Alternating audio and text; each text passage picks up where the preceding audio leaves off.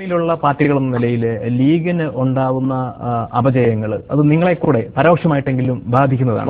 പക്ഷെ കഴിഞ്ഞ തെരഞ്ഞെടുപ്പിൽ ലീഗിനുണ്ടായ പരാജയത്തിന്റെ കാരണങ്ങൾ താങ്കളുടെ അഭിപ്രായത്തിൽ എന്തൊക്കെയാണ്? ഈ സുന്നി വിഭാഗത്തിലെ ഭിന്നിപ്പാണ് യഥാർത്ഥത്തിൽ ഈ പറയുന്ന ക്ഷീണം ഉണ്ടാക്കിയത്.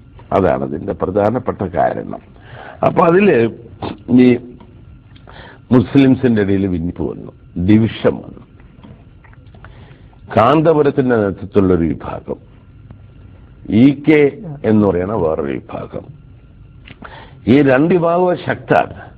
പക്ഷെ ഓർഗനൈസേഷൻ ഉള്ളതും കാഡർ ഉള്ളതും കാന്തപുരത്തിന്റെ കയ്യല്ല. ഈ രണ്ടിനെയും ഒരുപോലെ കാണാൻ ലീഗിന് കഴിയാതെ പോയി. തുടക്കം മുതലേ ഒരു ഭാഗത്ത് നിന്നു, EKന്റെ ഭാഗത്ത് നിന്ന് മറ്റീനെ എതിർക്കാൻ തുടങ്ങി. അത് എതിർക്കാൻ തുടങ്ങിയപ്പോൾ ഇവരെ എതിർക്കാൻ തുടങ്ങി. അങ്ങനെയാണ് അത് വന്നത്. അങ്ങനെ വന്ന് ആ ഭിന്നിപ്പ് വളർന്നു. അല്ലെ, ലീഗിനെതിരായി എന്നതിന്റെ അർത്ഥത്തിൽ അവർ അപ്പുറത്ത് ഒരുപക്ഷെ ഇടതു മുന്നണിയോട് അനുഭാവം പുലർത്തുന്നവരായി മാറി എന്നാണ് അങ്ങനെ അവര് നിവർത്തില്ലാതെ വന്നു. ഇവരെതിർക്കണം, അപ്പൊ അവരും കെട്ടു എതിർക്കണം. അതുപോലെ ലീഗിലും ഭിന്നിപ്പുണ്ടായി. INL, അഖിലേന്ത്യ അങ്ങനെയൊക്കെ വന്നു. പിന്നെ ഇപ്പൊ ജമാഅത്ത് ഇസ്ലാമിക്ക് കുറച്ചാളുണ്ട്, മനസ്സിലായോ? PDPക്ക് കുറച്ചാളുണ്ട്. ഇങ്ങനെയൊക്കെ വരുമ്പം സ്വാഭാവികമായി NDFനും കുറച്ചാളുണ്ട്. ഇങ്ങനെയൊക്കെ വരുമ്പോൾ സ്വാഭാവികമായും മുസ്ലിം കമ്മ്യൂണിറ്റിയിൽ ഡിവിഷൻ വരിക, പഴയ പോലെയല്ല. പക്ഷെ അതിലേറ്റവും ശക്തം മേപ്പ് ചെയ്യാം. കാന്തപുരത്തിന് അടുത്ത കാലത്തുണ്ടായ ആ ശക്തി അത് തിരിച്ചറിയുന്നതിൽ ലീഗിന് ഒരു വീഴ്ച പറ്റിയെന്നാണ് താങ്കൾ ഉദ്ദേശിക്കുന്നത്? അതെ, വീഴ്ച പറ്റിയെന്നാൽ അവര് രണ്ടിനും ഒരുപോലെ കണ്ടില്ല. മറ്റേ ഭാഗത്ത് നിന്നു ഞങ്ങളൊക്കെ രണ്ടിനും ഒരുപോലെ കാണുന്നത്. ഞങ്ങൾ ഏതെങ്കിലും ഒന്നുമില്ല, പ്രശ്നമേ ഞങ്ങൾക്കില്ല. പക്ഷെ ജമാഅത്ത് ഇസ്ലാമിനോട് എനിക്ക് കോംപ്രമൈസ് ഇല്ല, NDFനോടോ. അത് തീവ്രവാദ പ്രസ്ഥാനമാണ്, മറ്റൊരൊന്നും അതല്ല. ഒരല്പം ഇടതുപക്ഷ ചായ്വുള്ള മുസ്ലിങ്ങളുടെ ഒരു അനുഭാവം കൂടി ആര്യാടൻ മുഹമ്മദ് പ്രതീക്ഷിക്കുന്നു എന്ന് ഇപ്പി പറഞ്ഞതിനെ വ്യാഖ്യാനിക്കാവൂ? ഇല്ല, ഇടതുപക്ഷ സ്വഭാവമില്ല.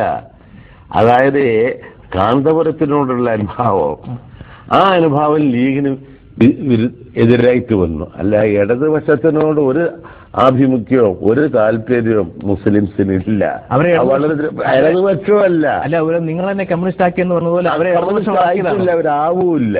അപ്പൊ പണക്കാട് തങ്ങളുടെ ഒരു ആത്മീയ നേതൃത്വം കൂടി അംഗീകരിക്കുക എന്നതിന്റെ പോലത്തെ ചരിത്രപരമായ കാര്യങ്ങൾ അതിന് പിന്നിലില്ലേ?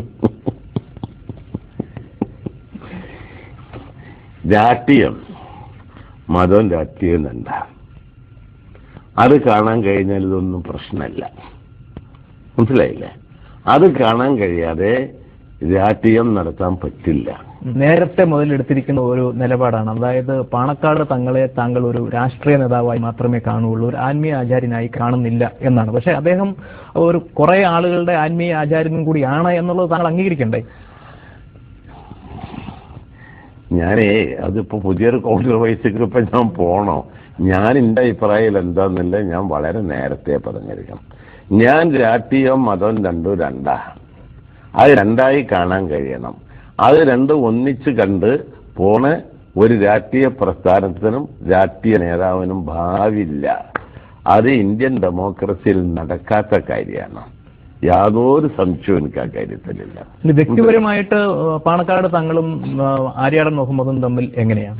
ഒന്നുമില്ലല്ലോ, എനിക്ക് യാതൊരു വിരോധമില്ലല്ലോ. ഒന്നുമില്ല, എനിക്ക് ഇഷ്ടമാണ്. അങ്ങേര് നല്ല മനുഷ്യനാണ്, അതിലൊന്നും ഒരുമിച്ച് നിങ്ങൾ സംസാരിക്കുവോ? പിന്നെ ഞങ്ങൾ കണ്ട എപ്പോഴും സംസാരിക്കുമല്ലോ, അതൊക്കെ ഉണ്ട്.